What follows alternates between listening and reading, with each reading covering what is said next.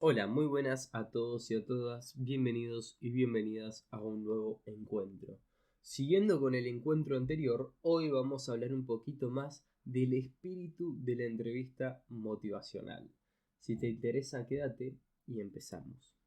Si tratás a una persona como lo que es, seguirá siendo lo que es, pero si la tratás como si ya fuera lo que debe y puede ser, se va a convertir en lo que puede y debe ser.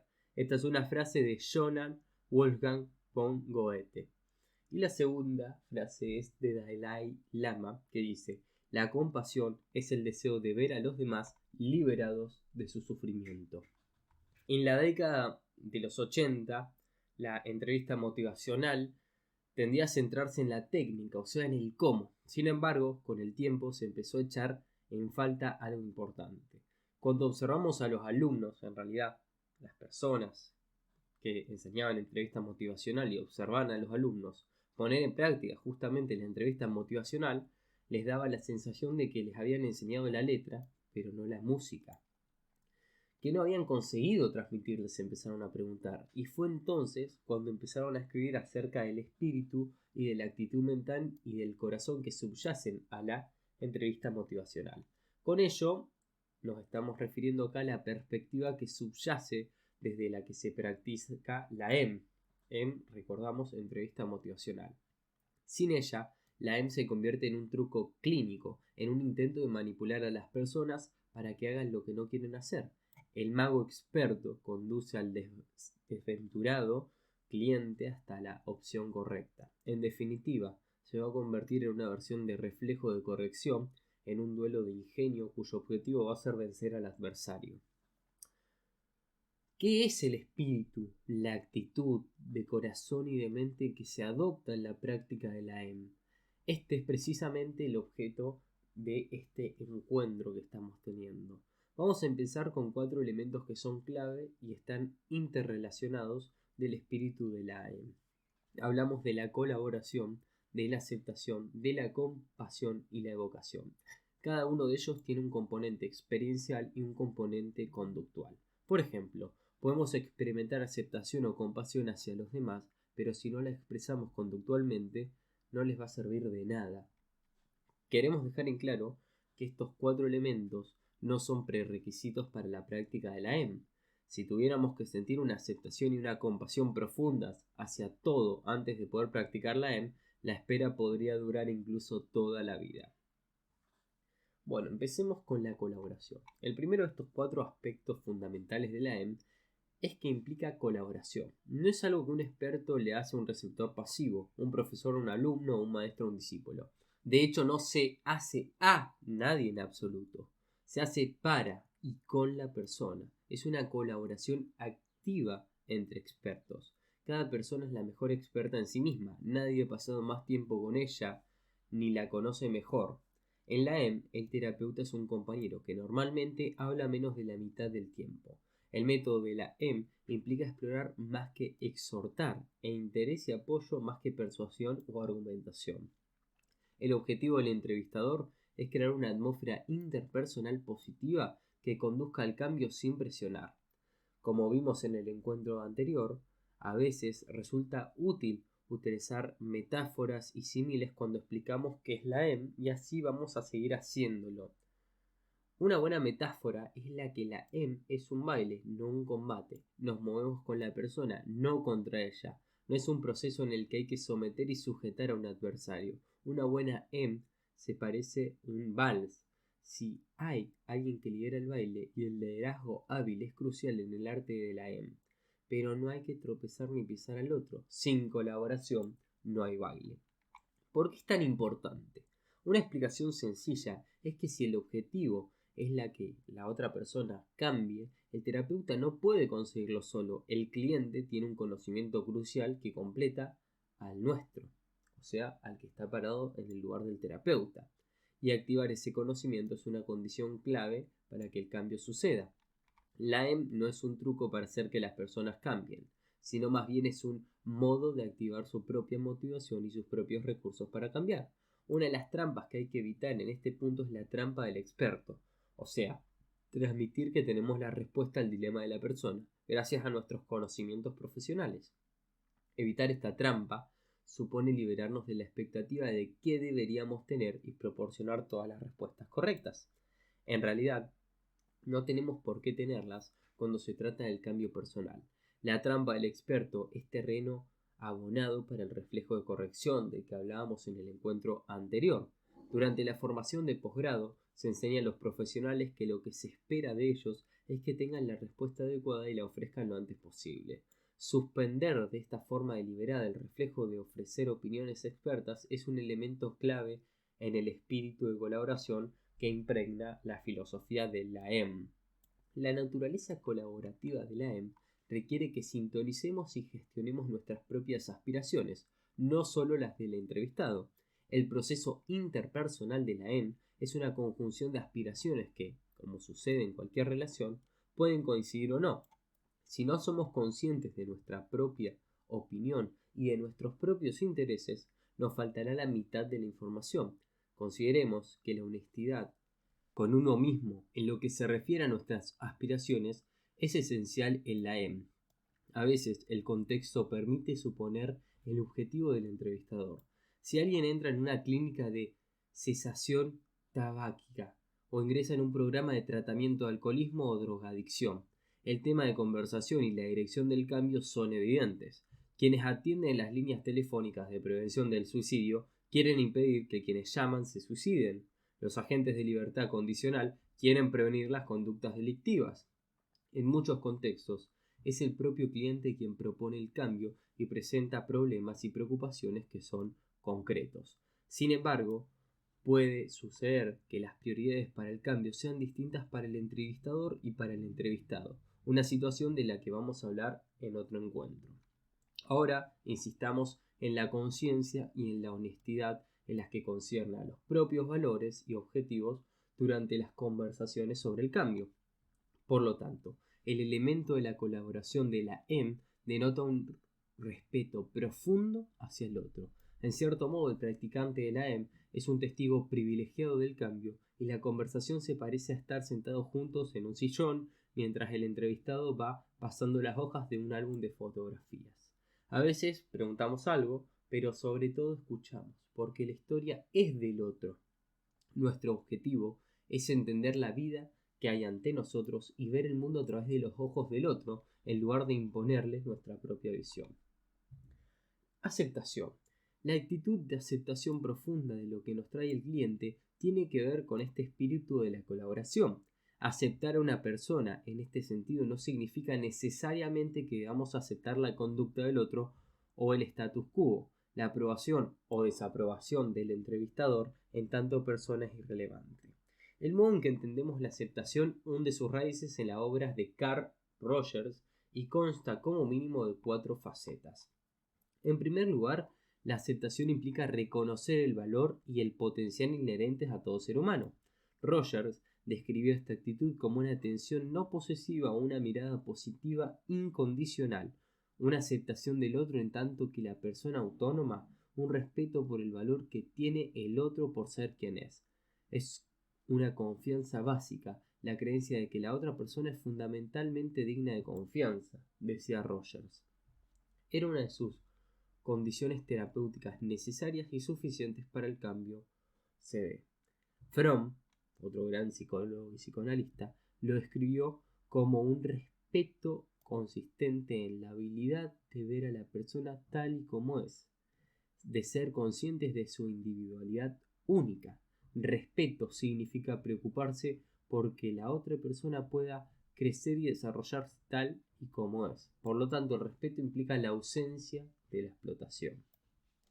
La actitud opuesta es la del juicio, la que otorga un valor condicional. Por ejemplo, yo decidiré quién merece respeto y quién no. Vemos aquí una paradoja fascinante. Coincidimos con Rogers en que cuando las personas sienten que no se las acepta tal y como son, se paralizan. Su habilidad para cambiar se reduce o incluso puede llegar a bloquearse. Cuando por el contrario las personas se sienten aceptadas tal y como son, se sienten más libres para el cambio. Rogers llevó este Hilt esta concepción de la naturaleza humana un paso más allá y afirmó lo siguiente, que dadas las condiciones terapéuticas críticas, las personas avanzarán de forma natural hacia el cambio positivo. Esta tendencia a la autorrealización es tan natural como la tendencia de una planta a crecer hacia la luz cuando cuenta con el terreno, el agua y la luz que necesita. Es como si cada persona tuviera un estado final maduro o propósito, telos en griego, natural, hacia el que avanzara si las condiciones fueran óptimas. El telos de una bellota es un roble. ¿Tienden también las personas a la autorrealización de forma natural, a crecer hacia un telos positivo? No podríamos estar seguros de esto, pero sí podemos elegir nuestra propia concepción o cómo queremos percibir a las personas y a la naturaleza humana. Esta percepción tiende entonces a convertirse también en una profecía autocumplida. Hablemos del concepto de la empatía precisa. El segundo aspecto de la aceptación y las condiciones críticas de Rogers para el cambio es la empatía precisa o el interés activo y el esfuerzo por entender la perspectiva interna del otro, por ver el mundo a través de sus ojos. No hablamos de conmisación, de pena o de camaradería, o sea, de amistad. Tampoco hablamos de identificación. He pasado por lo mismo y sé cómo te sentís. Deja que te cuente mi historia. Estas actitudes pueden estar presentes o no, pero la empatía es la capacidad de entender el marco de referencia del otro y la convicción de que vale la pena hacerlo. Rogers y sus alumnos supieron describir muy bien la habilidad terapéutica de la empatía precisa. Y lo decían, es sentir el mundo interno de los significados privados y personales del cliente como si fueran los propios, pero sin que pierdan jamás la cualidad de cómo sí. Esto lo decía Rogers en 1989. Lo opuesto de la empatía es imponer la perspectiva personal, quizás porque asumimos que la postura del otro es irrelevante o incluso errónea. Promover la autonomía. En tercer lugar, la aceptación requiere honrar y respetar la autonomía del otro, su derecho y su capacidad irrevocables para decir en qué dirección quiere ir y qué dirección tomar. Víctor Frank observó que, abro comillas, los que estuvimos en campos de concentración recordamos a los hombres que iban de barrancón en barrancón consolando a los demás, dándoles el último trozo de pan que les quedaba. Puede que fueran pocos en número, pero ofrecían pruebas suficientes de que el hombre se le puede arrebatar todo salvo una cosa, la última de las libertades humanas, la elección de la actitud personal ante un conjunto de circunstancias para decidir su propio camino. Cierro paréntesis. Con su terapia centrada en el cliente, Rogers quería ofrecer a las personas libertad completa para hacer y para elegir. No cabe duda de que esta confianza se basaba en la concepción de esta naturaleza humana como algo esencialmente positivo en desarrollo, constructivo, realista y digno de confianza. Creía que, dadas las condiciones terapéuticas esenciales, las personas crecerán de forma natural en una dirección positiva. Su postura contrastaba con la perspectiva freudiana de que las personas son fundamentalmente hedonistas, egoístas y no conscientes en su mayoría de los oscuros impulsos que modelan sus vidas. Lo opuesto de promover la autonomía es intentar hacer que las personas hagan algo, presionar y controlar. Un agente de la libertad condicional que dice no podés salir del condado, no dice estrictamente la verdad, o llevado a algunas provincias sería el condado. No dice estrictamente la verdad, como tampoco lo hace el terapeuta que le dice a una persona alcohólica no podés beber. Lo que quieren decir es que esa conducta concreta puede tener consecuencias muy negativas, pero la decisión es siempre de la persona. Y aquí nos encontramos con otra paradoja. Decirle a alguien que no puede hacer algo, más general, intentar controlar las decisiones de otra persona, suele justamente generar reactancia psicológica o el deseo de reafirmar esa libertad personal. Por el contrario, reconocer explícitamente la libertad de acción del otro suele bajar las defensas y facilita el cambio. Esto implica liberarse de la idea, de la carga de que debemos o podemos hacer que las personas cambien. En esencia, se trata de renunciar a un poder que jamás tuvimos. Afirmación. Finalmente, la aceptación tal y como la entendemos nosotros implica afirmación, buscar y reconocer las capacidades y los esfuerzos del otro, tal y como sucede con el valor esencial, la autonomía y la empatía. No nos referimos a una experiencia meramente privada de este reconocimiento, sino una manera deliberada de estar y de comunicar. Su opuesto es la búsqueda de lo que va mal en el otro, que es precisamente el propósito habitual de la evaluación, y una vez identificado decirle cómo arreglarlo. Juntas, estas cuatro condiciones que venimos hablando, centradas en la persona, transmiten lo que entendemos por aceptación. Honramos el valor absoluto del otro y su potencial como ser humano. Reconocemos y promovemos su autonomía irrevocable para elegir su propio camino. Intentamos entender su postura mediante la empatía precisa y afirmamos sus capacidades y sus esfuerzos. Ahora hablemos un poquito de la compasión. Acá de vuelta no nos referimos a una sensación personal ni a una experiencia emocional como la identificamos o la conmiseración, porque no son ni necesarias ni suficientes para la práctica de la compasión. No hace falta que suframos para poder actuar con compasión, del mismo modo que la piedad sin acción no es de gran utilidad. Ser compasivo significa promover activamente el bienestar del otro y dar prioridad a sus necesidades. Al fin y al cabo, nuestros servicios son en beneficio del cliente, no en el nuestro. Prácticamente todas las grandes religiones del mundo defienden el cultivo y la práctica de esta virtud que busca el bienestar y el mejor interés del otro. Esta promoción del bienestar ajeno es, por supuesto, una de las motivaciones que atrae a las personas hacia los profesionales de ayuda. ¿Por qué hemos añadido la compasión a los otros tres elementos del espíritu de la EM? Porque es posible practicar las otras tres en aras del beneficio personal. Un vencedor hábil establece una relación funcional con sus clientes potenciales, es consciente de sus propios objetivos y valores y sabe que al final es el cliente quien decide si comprará o no. Con este ejemplo no pretendemos tampoco descalificar la práctica comercial, sino poner de manifiesto que los conocimientos y las técnicas psicológicas, incluidas las que vamos a describir más adelante, pueden usarse para explotar, para perseguir fines personales y conseguir una confianza y una obediencia inmerecidas. Trabajar con el espíritu de la compasión supone entonces tener, como veníamos diciendo, el corazón en su sitio, de modo que la confianza que inspiremos al otro sea bien merecida. Evocación. Gran parte de lo que sucede en las consultas profesionales sobre el cambio se basa en un modelo de déficit, en algo que la persona le falta y necesita adquirir o desarrollar. El mensaje implícito es: tengo lo que necesitas y te lo voy a dar. Ya se trata de un conocimiento, de ideas, de un diagnóstico, de sabiduría, de racionalidad o de habilidades de afrontamiento. Por lo tanto, el diagnóstico suele centrarse en la detección de déficit que hay que corregir mediante la pericia profesional. Una vez que hemos descubierto el ingrediente perdido, lo que le falta al cliente, sabemos qué debemos darle. Este abordaje es razonable si hablamos de reparación de automóviles o del tratamiento de infecciones, pero no suele funcionar demasiado bien cuando el tema de conversación tiene que ver con el cambio personal. El espíritu de la EM parte de una premisa muy distinta, basada en las fortalezas y que entiende que las personas ya tienen en su interior lo que necesitan.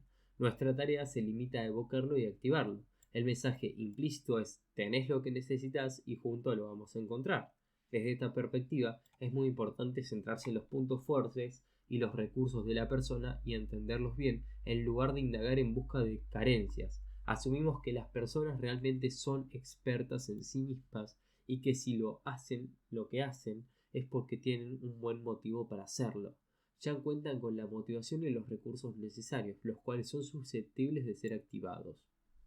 Uno de los resultados inesperados de estas primeras investigaciones sobre la EM fue que una vez que las personas conseguían resolver su ambivalencia respecto al cambio, con frecuencia pasaban a la acción por sí solas, sin necesidad de ayuda u autorización por parte de un profesional.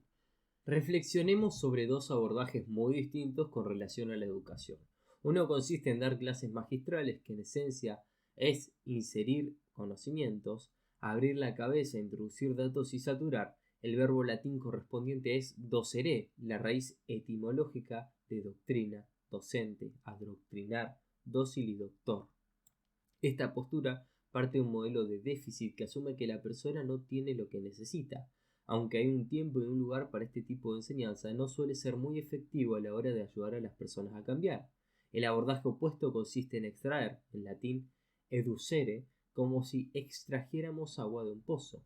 Desde la perspectiva de la EM, se parte del supuesto de que la persona tiene un gran pozo de sabiduría que el maestro puede extraer.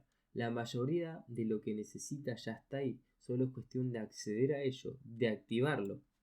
El practicante de la EM manifiesta un verdadero interés por entender la postura y la sabiduría del cliente. Este espíritu de vocación también encaja con la concepción de ambivalencia que vimos en el encuentro anterior. Las personas que se muestran ambivalentes ante el cambio ya tienen ambos argumentos en su interior, los que están a favor del cambio y los que abogan por el mantenimiento. Esto significa que la mayoría de los clientes ya cuentan con voces defensoras del cambio en su comité interno, ya que cuentan con sus propias motivaciones positivas para cambiar, y lo más probable es que resulten mucho más persuasivas que cualquiera de los argumentos que nosotros podamos aportar. Por lo tanto, nuestra tarea consiste en evocar y reforzar las motivaciones que ya están presentes. El espíritu de la EM emerge de la intersección de estos cuatro componentes, lo cual nos proporciona el contexto para la segunda definición, ahora en una versión más pragmática que teórica. Esta definición va más bien dirigida a los profesionales y responde a la pregunta ¿por qué querría aprender a llevar a cabo la EM y cómo la usaría? Y la definición es la siguiente. La entrevista motivacional es un estilo terapéutico centrado en la persona que aborda el habitual problema de la ambivalencia ante el cambio. Ahora, algunos principios de la atención centrada en la persona. El espíritu subyacente que venimos describiendo se enmarca con claridad en la tradición de la atención centrada en la persona, que también se ha llamado terapia centrada en el cliente, medicina centrada en el paciente y atención centrada en la relación. Esencialmente se trata de ubicar en la perspectiva del cliente en el centro del servicio. En este sentido, sugerimos, para terminar con este encuentro, algunos principios que son generales, enmarcados en un abordaje de la atención centrada en la persona en el sentido amplio de la palabra. 1. Nuestros servicios existen para beneficiar a las personas a las que atendemos y no al contrario. Las necesidades de los clientes, participantes, pacientes, consumidores, son nuestra prioridad absoluta. 2. El cambio es fundamentalmente un cambio personal. Los servicios que proporcionamos, tratamiento, terapia, intervenciones, asesoramiento, tan solo facilitan los procesos de cambios naturales. 3. Las personas son expertas en sí mismas. No hay nadie que sepa más acerca de ellas. 4. No tenemos que hacer que pasen cosas. La verdad es que no podemos conseguirlo solos. 5. No debemos y no tenemos por qué aportar todas las buenas ideas. Lo más probable es que las nuestras no sean las mejores. 6. Las personas tienen sus propias fortalezas, motivaciones y recursos que obviamente es vital para activar el cambio. 7. Por lo tanto, el cambio exige cooperación, una colaboración de experiencia. 8. Es importante entender el punto de vista de la persona acerca de la situación, sobre qué cree que necesita y cómo cree que puede conseguirlo. 9. El cambio no es una lucha de poder en la que, si el cambio ocurre, hemos ganado. Una conversación sobre el cambio debe ser como un baile, no como un combate. 10. La motivación para el cambio no se instala, sino que se evoca. Ya está ahí, solo que tenemos que acceder a ella. 11. No podemos revocar la decisión que toma la persona sobre su conducta. Cada uno toma sus propias decisiones acerca de qué hacer o no, y el objetivo del cambio no es tal hasta que la persona lo hace suyo. Un proceso evolutivo. En este encuentro intentamos describir lo que es la actitud mental y el corazón con la que debe abordarse el proceso de la EM. Tal y como venimos diciendo, haberlas interiorizado completamente no es un requisito previo de la práctica de la EM. De otro modo, ¿quién podría empezar? De hecho, es la práctica misma de la EM a lo largo de los años lo que nos va a conducir verdaderamente al aprendizaje de esta actitud que subyace. El Dalai Lama describió así el desarrollo de la compasión. Abro comillas. Cultivar la compasión por los demás se da a través de un proceso evolutivo. El primer paso es el conocimiento. El segundo es reflexionar e interiorizar continuamente dicho conocimiento, hasta que se transforma en una convicción, hasta que se integra en la actitud mental. Entonces llega finalmente el momento en que pasa a ser algo espontáneo. Cierro comillas. Esta es la experiencia en el aprendizaje de la EM. Ya no nos preparamos con antelación qué actitud debe adoptar nuestro corazón durante la consulta, aunque hacerlo puede llegar a ser útil. Es algo automático, evocado por la práctica de esta forma de estar ante los demás. Por lo tanto, no hay que preocuparse si creemos que nuestro espíritu le queda cierto camino por recorrer frente a estas actitudes. La propia práctica va a ir enseñando y va a ir recordando cómo estar. Entonces, para terminar este encuentro vamos a hablar algunos puntos claves que fuimos abordando a lo largo del mismo. La EM decimos que es un estilo terapéutico centrado en la persona que aborda el frecuente problema de la ambivalencia del cambio. También dijimos que la EM se hace para o con la persona y no a la persona. Los 4 aspectos fundamentales del espíritu que subyacen a la EM son colaboración, aceptación, compasión y evocación. La aceptación, a su vez, tiene 4 componentes que veníamos explicando: el valor esencial, la empatía precisa, promover la autonomía y afirmación. Y por último, la EM evoca lo que ya está presente, no añade lo que falta.